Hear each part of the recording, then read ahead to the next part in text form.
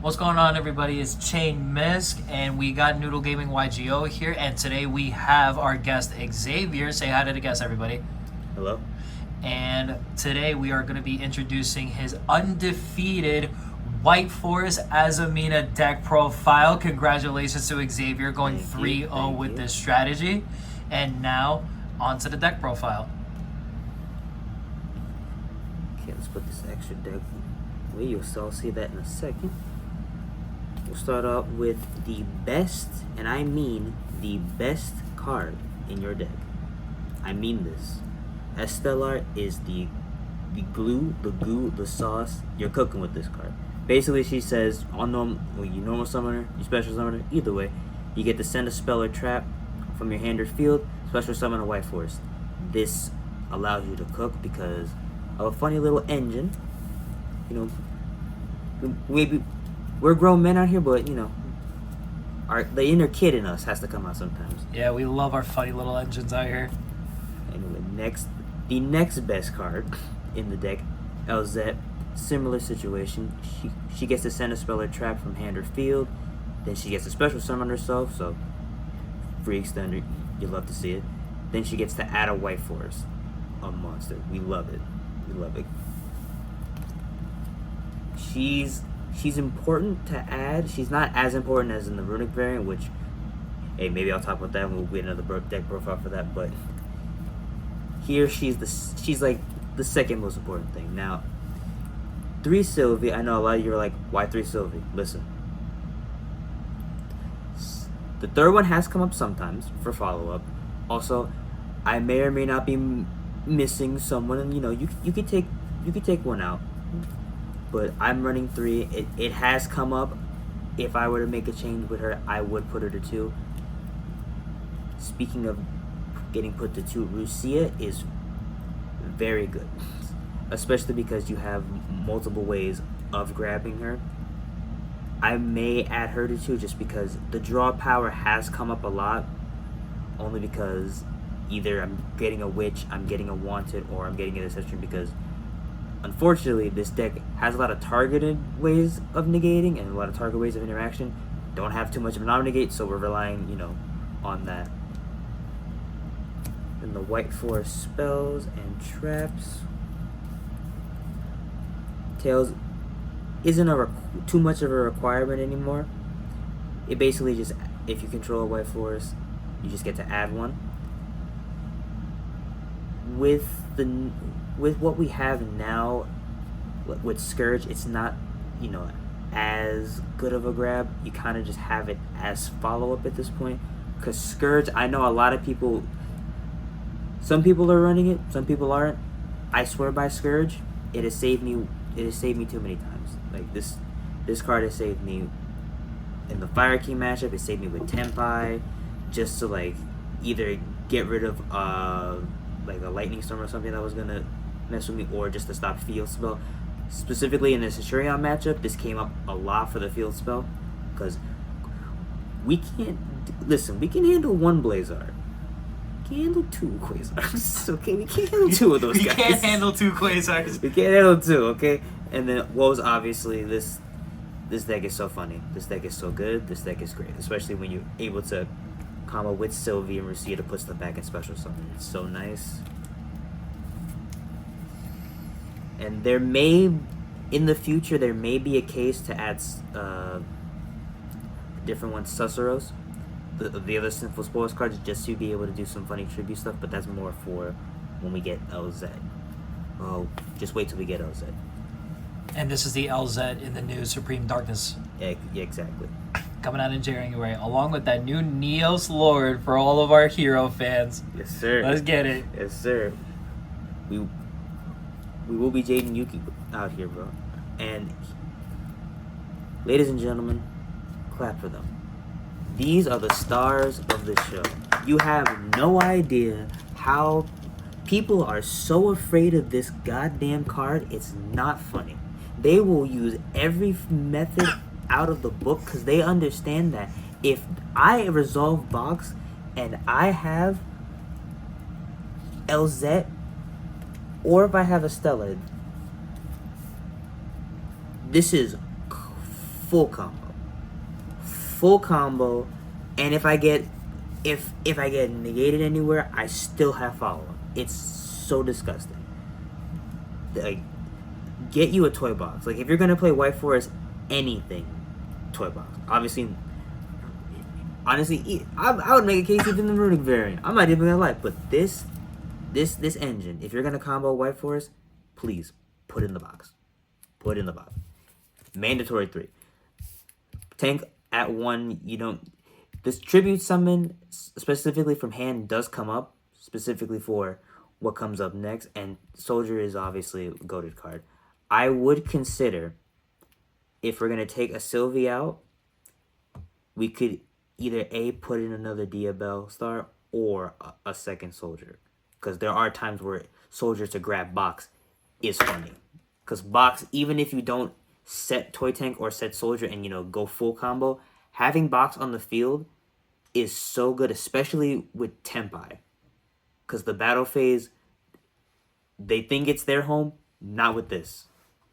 It becomes our fucking playground. We are kids on the playground with this card, bro. Get yourselves a box. I'm telling you. And now we get to the fun part about the engine. We get to play Fiend Smith, and we only have to run 2 cards. We just need Engraver and Lacrima. There have been times where I've normal summoned Lacrima. It's still full combo because you're allowed to just grab Requiem and use it as a spell trap for all of your White Force effects, because Konami said go off King, which we love to see. And like I said, Toy Tank to special summon Engraver that's been in hand, because I don't have Tracked in right now, which could be a consideration. It is an extra spell, but you have a lot of stuff in this deck already. You need stuff. You need room for hand traps and stuff like that, and power spells, specifically power spells. We'll get to that when we make some concessions, but basically a full Fiend Smith combo. It's very funny. You only need 1 Engraver and 1 Lacrima. Lacrima just makes it so good. Now we're in the fun part. The Diabell stars, the Wanted, the Deceptions, and of course, the Hollowed Azamina. Now again, I would not consider running 3 Deceptions. It is cloggy. If you are going to run 3 Deceptions in this deck, I would definitely up the Diabell star count. I would just do that in general. Again, take out the 3rd Sylvie, put in the 3rd Diabell. But I would suggest putting a second Soldier in there, because having something to tribute is good. But again, this is basically, all these cards are basically just say, hey, get the second Omni Negate, because you need an Omni Negate. Your worst enemy is Nibiru. Pretty much it. Like, you can play around it, you can play through it, but your worst enemy is Nibiru. Everything else, you're fine. So literally the Omni Negate here is just because it blends well with the White Forest stuff in general, and because you need an Omni Negate, because the Rock thankfully isn't ever present because of this engine, but the Rock still comes up. Speaking of if the Rock comes up, 3 talent.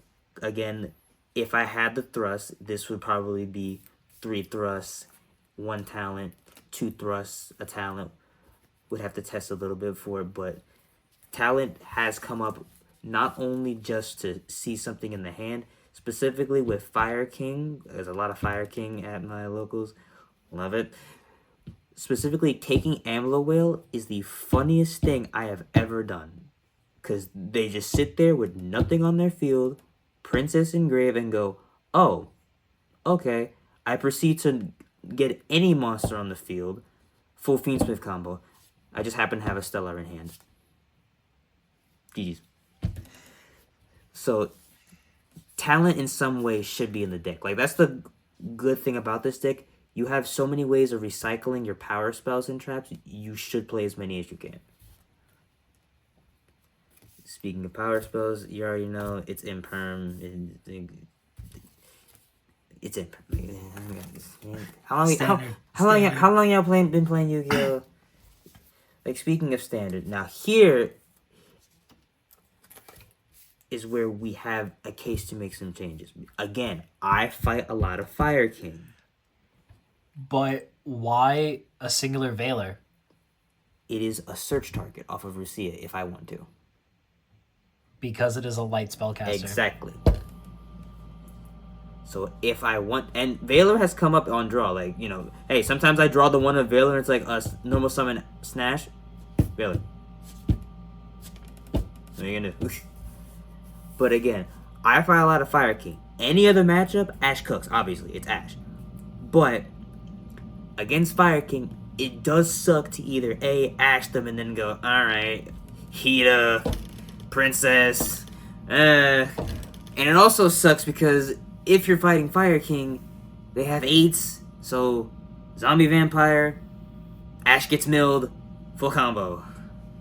Happened to be twice, wasn't fun. So, if anything, Ash could be Droll, Ash could be Fuwo if you have it, Ash could be Poo, like, you know what I mean? Like, Ash is that one hand trap where it's like, listen, you can play it or you don't have to. Like, it depends on your matchups and your meta at this point. Don't you ever take this card out of your deck. I want you all to look at me. Don't you ever take this card out of your deck. If you play Toy Box anything, if you play Wipe, don't you ever. This is the singular greatest fucking card I have ever. You don't understand the dopamine hit that is Droplet, send Soldier. Well, while Box is up, send a Stellar. They both trigger. You don't understand the dopamine that is Droplet, make my Diabell main phase 2, grab Droplet again for their next turn. You do not. This card is amazing. This is the best hand trap in your best board breaker. This is everything. This is combo. Do you understand? Droplet is combo for you. You don't Droplet is full combo for this deck. Please get yourself some Droplets. Please.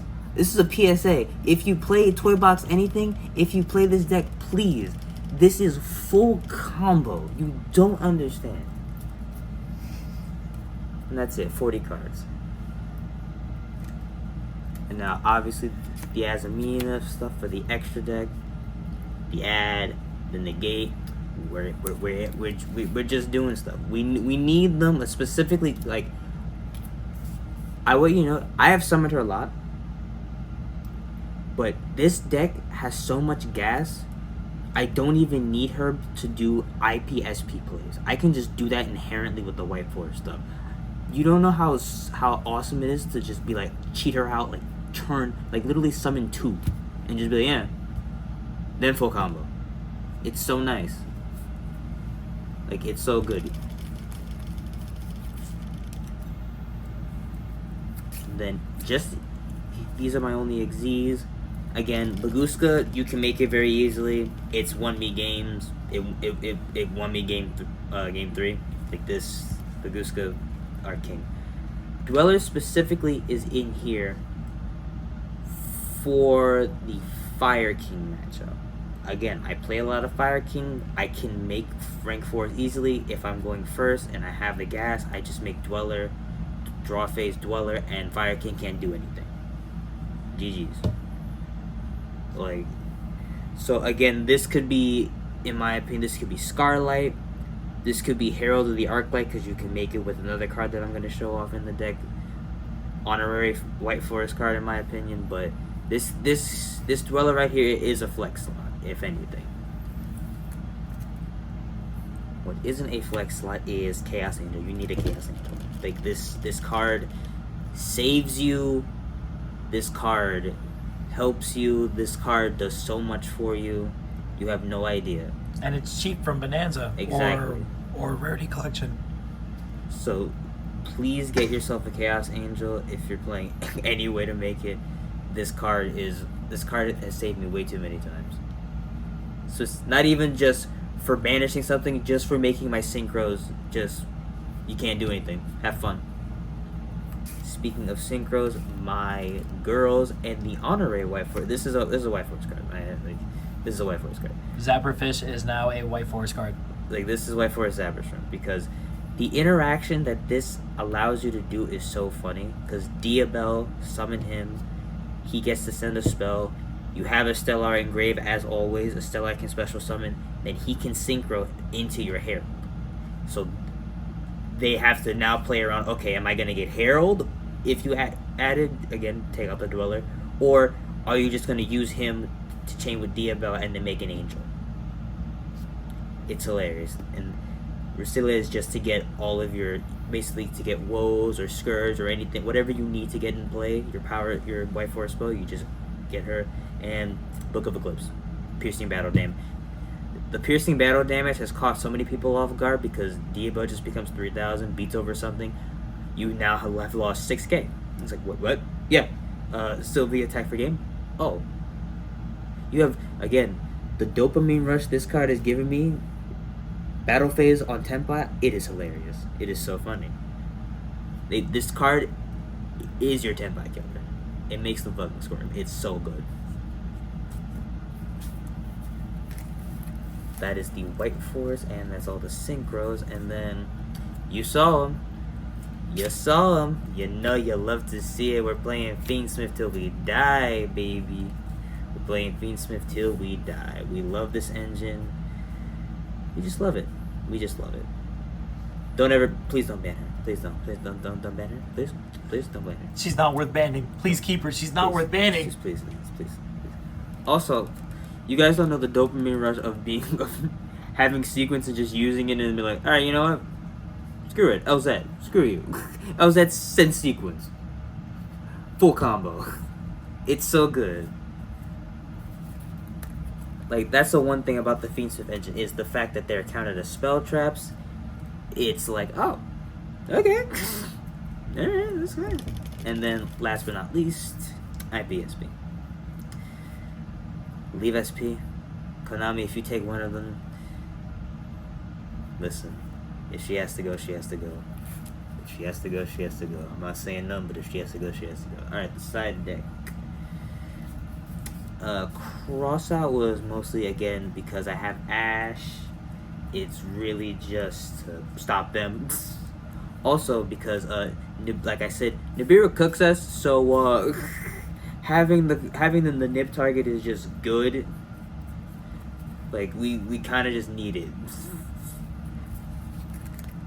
Again, this could be taken out for Eclipse, this could be taken out for Thrust, it could be taken out for Deck Lockdown. Which, Deck Lockdown is extremely funny in this deck because you can just send it whenever you want. Same thing with Skill Drain. You just send it whenever you want. And then just recycle it later. Exactly, because everything sends for cost, so it's like, oh, okay, cool. Then speaking of the power spells, again, 3 Dark Ruler. This has come up because, again, when you are looking at 2 Cosmics on the field, this helps. And evenly has got me out of games. It's just evenly right now. It feels like if you don't have another board breaker, it's kind of like, Again, advantage of this deck is you're playing a lot of board breakers, so like you can just have them in the main and use them as fodder. So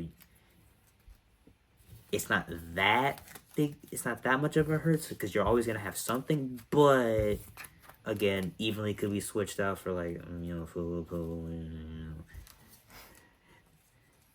then 2 more Veiler just in case. Again, could be Fu Poo. I'm broke.